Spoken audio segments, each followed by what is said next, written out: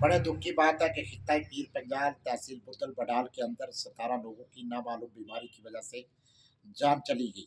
अभी तक नहीं ये हो पाया कि किस बीमारी की वजह से इन लोगों की जान गई है और ख़ास करके इनमें बच्चे भी शामिल थे। ये दुःख से कहना पड़ रहा है, आपने देखा होगा कि इस वक़्त सभी अवाम जहाँ बेबस है, वहाँ ही हमारे नुमाइंदे जो हैं, वो भी बेबस हैं।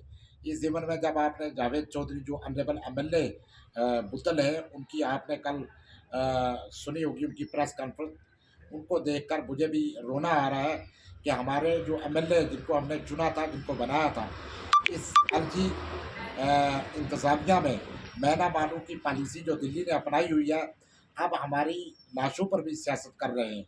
इतना तक कि एक ऑनरेबल एमएलए एक चुनिंदा सरकार जो है, वो अगर इनके लिए कुछ एयर एम्बुलेंस बाकी कुछ मुतालबात करते आए, लेकिन ये सरकार जो है वो एलजी सरकार जो है वो बिल्कुल इसमें नाकाम है। उनकी इंतज़ामिया जो है वो अभी भी हमारे लोगों के साथ जो वो इंसाफ़ नहीं कर रही है। आए लोग ये एलजी की माने या कि ये वक्ती सरकार जो चुनी है उसकी माने। इस वक़्त जो है अफ़सरी तानाशाही बिल्कुल अरूज पर है, उसी तरह जिस तरह के 10 साल से आज तक जो ज़ुल्म हमारे लोगों ने सहा उसी तरह बरकरार है।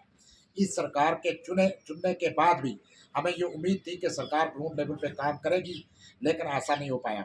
मैं ऑनरेबल एमएलए बुद्धल जावेद चौधरी का शुक्रिया भी अदा करूँगा, उनको सलाम पेश करता हूँ कि जिस तरह से उन्होंने हिम्मत और जज़्बा अपना दिखाया, हम सब उनके साथ हैं।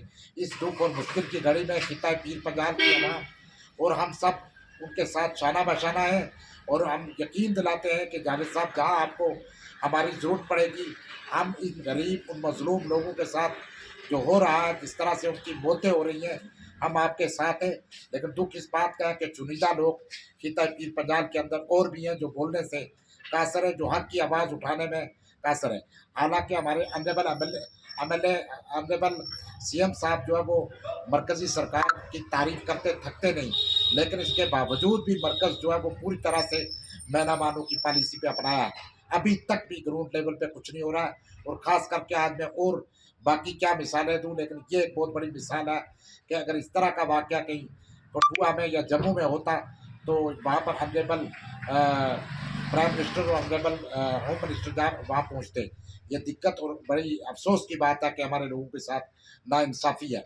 मैं जावेद जो एमएलए साहब हैं, मैं उनको यकीन दिलाता हूँ कि हम पीर पंजाल अवामी डेवलपमेंट फोरम, हमारी आवाम हर महाज पर उनके साथ है इस दुःख की घड़ी में और उन लोगों को बचाने के लिए जहाँ तक भी हो सके हमारे जो चुनिंदा, जो समझदार लोग हैं वो आगे आएँ और ऑनरेबल एमएलए का साथ हो।